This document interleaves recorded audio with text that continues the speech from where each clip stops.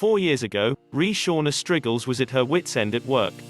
The last straw, she recalls, was when her manager at Arizona-based RA Sushi denied her request to take off on Juneteenth, while approving her white colleagues' vacation days. He said, "It wasn't a real holiday," says Striggles. "That Juneteenth, I decided to never have to choose between my authentic self and making money ever again." At the end of 2017, she quit her job and co-founded Melanin Media, a media brand that highlights black stories, followed by public relations firm and consultancy Newsworthy. Corporate America's relationship with Juneteenth has changed since Striggles' experience. Last year's heightened dialogue surrounding racial injustice in America spurred greater public recognition of the holiday commemorating black emancipation.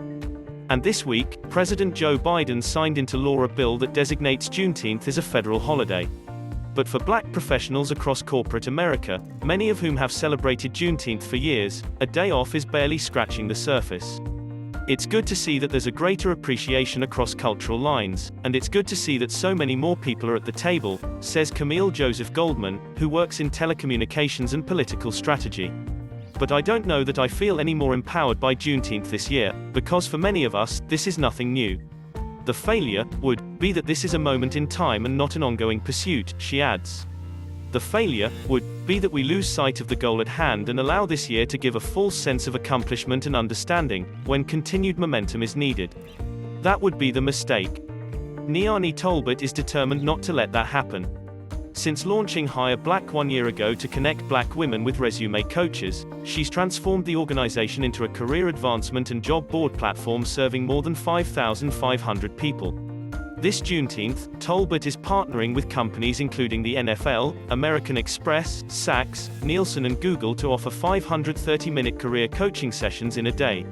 "I want to ensure that companies are staying accountable," says Tolbert. "Just because we have Juneteenth as a federal holiday, just because we had a guilty verdict for George Floyd, does not mean these initiatives should end. It gives me heartburn when I see Juneteenth sales and promotions," says Ahmad Islam, CEO of marketing agency 1035. A black-owned business with a team that comprises 80% people of color, 1035 helps white-owned brands understand their role in the racial equity dialogue, says Islam. "The opportunity with Juneteenth is treating it as an opportunity for reflection, education and acknowledgement," he says. "Companies doing it right aren't commercializing it and using it to sell t-shirts.